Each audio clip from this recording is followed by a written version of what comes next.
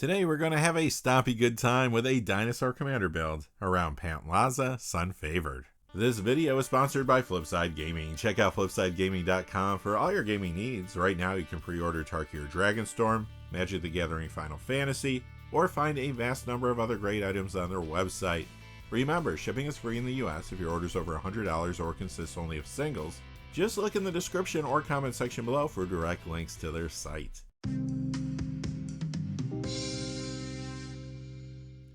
Hey there, this is John from Heroes and Legends, and welcome to another Commander Deck Tech. Like I said in the cold open, this is going to be a stompy one. This time we're building around Pantlaza Sun Favored. It is a dinosaur build with an enraged sub-theme and a dash of ramp to speed things along. Quickly before we get into it though, just a couple fast things. I do want to remind you that these Commander Deck Techs go out first to our gold patrons, as well as our Hero and Legend tier channel members. They then go out a few days later to everybody else, of course. And I do want to take a moment to thank one of our silver patrons, and that is BearBearsRVA. Bears, thank you so much for all your support on Patreon. It means a ton. I know I always say this, but I truly could not do this without viewers like yourself. Thank you, Bears. And now, without any further ado, let's get into it. Okay, here is our commander. It is Pantlaza, Sun Favored. It's going to cost you a white, a green, a red, and 2 legendary creature dinosaur 4/4. Whenever this or another dinosaur enters the battlefield under your control, you may discover X, where X is that creature's toughness. Do this only once each turn. That of course means you're going to exile cards from the top of your library until you exile a non-land card with that mana value or less. Cast it without paying its mana cost or put it into your hand. Put the rest on the bottom in a random order. So the idea here is that you're going to play some big dinos, which with the help of Pantlaza, will enable you to play more big dinos for free. Like I said, I did add some ramp to get the deck off the ground, and I put in some enraged cards for extra value. At the end of the day though, the deck wants to cheat big creatures out quickly and trample your opponents with a herd of dinosaurs. Let's jump into our creature base, starting with the enraged sub-theme. Wrathful Raptors is not an official enraged card, but it kinda is, and it gives this ability to all your dinosaurs. This is nice because the extra damage can take out problematic creatures or planeswalkers, or better yet, damage opponents. In green, we have 4 more dinosaurs with Enrage. Apex Altasaur's Enrage trigger lets it repeatedly fight. Polyraptor can copy itself, which is awesome. Ranging Raptor's Enrage trigger ramps you, while Ripjaw Raptors lets you draw cards. So we have some solid enraged targets. How do we trigger them? Well, damage will happen naturally when you play the game. Opponents will have to block at times, for example, but you know, we have some tricks to damage our own dinos too. Marauding Raptor will damage any of your creatures entering. It also lowers the cost of creatures you cast, which is nice. Raging Regisaur deals 1 damage to any target when it attacks, and Raging Sawtooth deals 1 damage to each other creature when it enters. One word of warning though, Marauding Raptor and Polyraptor create an endless loop that would end the game in a draw if no one can remove Marauding Raptor at instant speed. Here's the good news though, we have instant speed removal in the deck, so you can play this combo, create as many Polyraptor tokens as you want, then remove Marauding Raptor. This is the only strong combo I put in the deck. For the most part, the build is about getting your big creatures and overwhelming your opponents with them.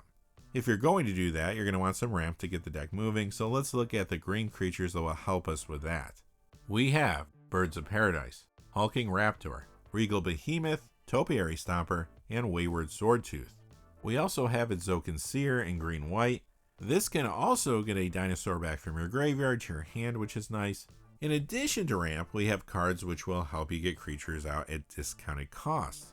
For example, Hunting Velociraptor. As long as you can damage an opponent with a dinosaur that turn, you can cast your dinosaurs for a red and 2 no matter how big they are. Otepic Huntmaster will make your dinosaur spells cost 1 less, plus it can give dinosaurs haste, while Ghalta Primal Hunger gets cheaper to play based on the amount of power among creatures you control. Imagine getting these huge creatures out ahead of curve while your commander is out to discover for more. Anyway, what's better than discounted spells? How about cheating stuff into play? These cards will help you do that. Trumpeting Carnosaur lets you discover 5 when it enters, or you can discard it for 3 points of damage to target creature or planeswalker in a pinch. When Ghalta Stampede Tyrant enters, you get to put any number of creatures you want onto the battlefield from your hand. Ovia Automech Artisan gives trample to any creature attacking one of your opponents, which is cool. It doesn't even have to be one of yours. but it also lets you put a creature or vehicle onto the battlefield by just paying 1 green and tapping it. For our purposes, we'll just be playing creatures, but still, that's very good. Gishath's Son's Avatar lets you dig into your deck based on the amount of combat damage it does to a player. Then you get to put the dinosaurs you find onto the battlefield. Again, all these abilities get better when Pantlaza is on the battlefield to discover. But even if it is in the command zone, these cards are pretty good on their own. Our next few creatures will buff your existing army. First we have Temple Altasaur. It says if a source would deal damage to another dinosaur you control, prevent all but one of that damage. You can still enrage with this on the battlefield, but preventing the rest of the damage will really open up combat opportunities for you. Aganosaur Rex is a big stompy trample creature for just 5, but you can cycle it, and if you do, you put 2+1/+1 counters on another one of your creatures, plus it gets trample and indestructible till end of turn. Regal Imperiosaur and Thundering Spineback give other dinosaurs you control +1/+1. Thundering Spineback is also a nice mana sink that will give you 3/3 trample dinosaur tokens for 8 green and 5 each. In multicolor, we have dinosaurs on a spaceship. This is another big beefy boy that gives your other dinosaurs +1/+1, but it also grants them trample and vigilance. On top of that, it has to spend 4, and each time you remove a time counter, you get a 2/2 flying haste dino token. Regisaur Alpha gives your other dinos haste, and when it enters, you get a 3/3 dino token with trample. Next, we have a couple dinosaurs that will enable you to draw cards. Curious Altasaur will let you draw whenever one of your dinos can connect with combat damage, while Earthshaker Dreadmaw has you draw a card for each dinosaur you control when it enters. Since this is a very creature-heavy build, we want creatures that have strong abilities like card draw or removal. These next few will help you on that front. Bronzebeak Foragers will exile a target non-land permanent belonging to each opponent while it's on the battlefield. It even gives you the option to pay mana to move the card to the owner's graveyard, and it gains you life in the process. While Awakening Sun's Avatar is basically a one-sided board sweep in this deck. Scion of Calamity, Thrashing Brontodon, and Zacama Primal Calamity can keep problematic artifacts or enchantments under control.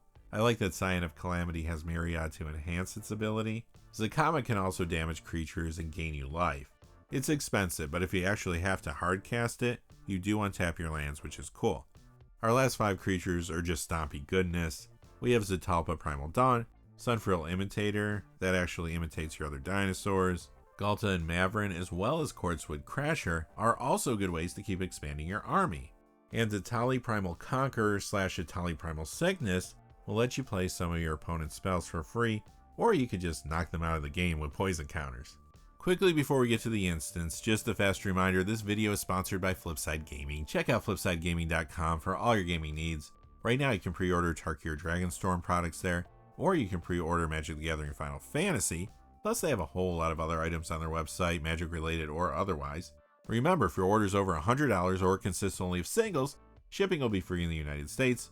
And if you're looking for a direct link to their site, just check out the description or the comment section below. I do have links posted in both of those places.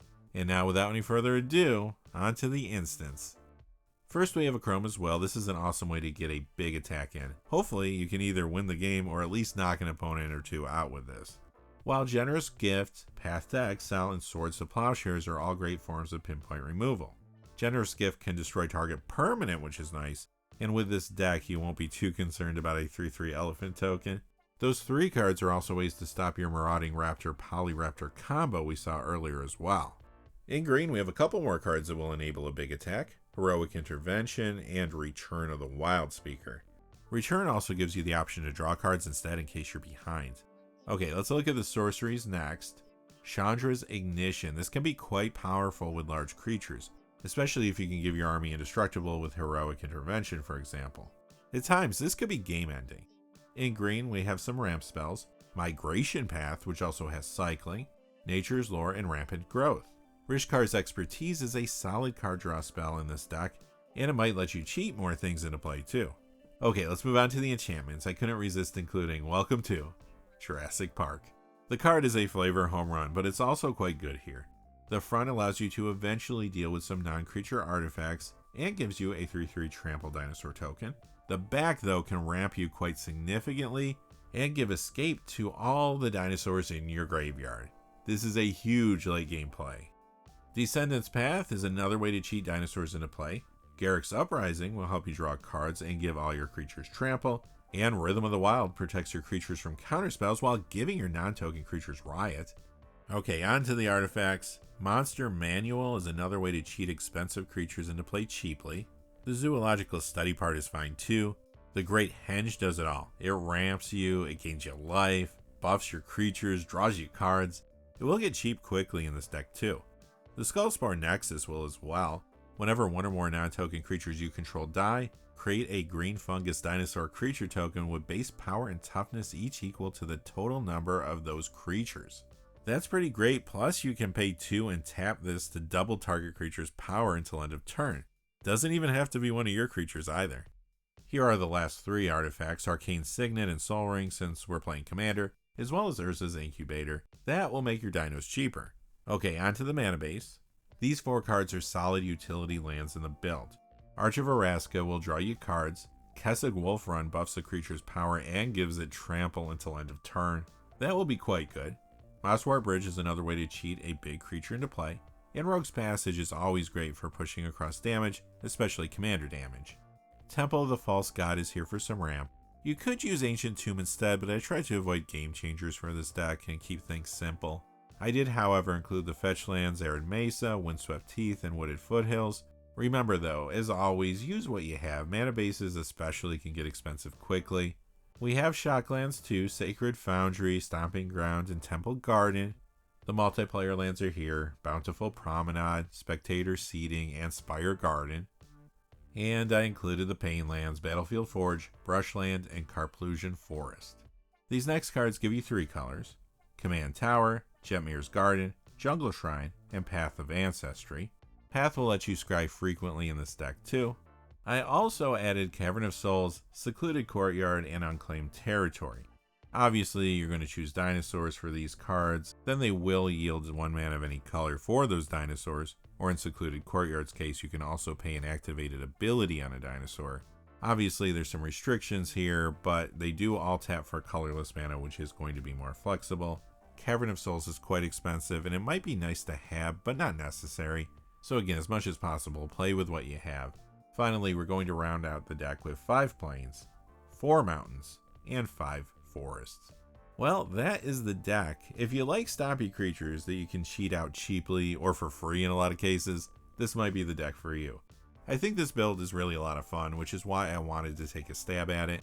Pantlaza has the capability of helping to build out your board state quickly, and the creatures in this 99 can just overwhelm the battlefield. Let me know though your thoughts on the deck overall and which cards you would include in the comments below. I always love hearing input. So many times I'll read comments and someone will mention a card I did not think of which would be awesome in the deck.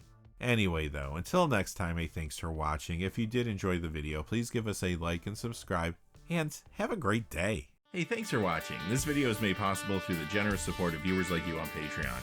Check out the description below for links to our Patreon page as well as our Amazon affiliate store, where a small percentage of all sales will also help support the channel.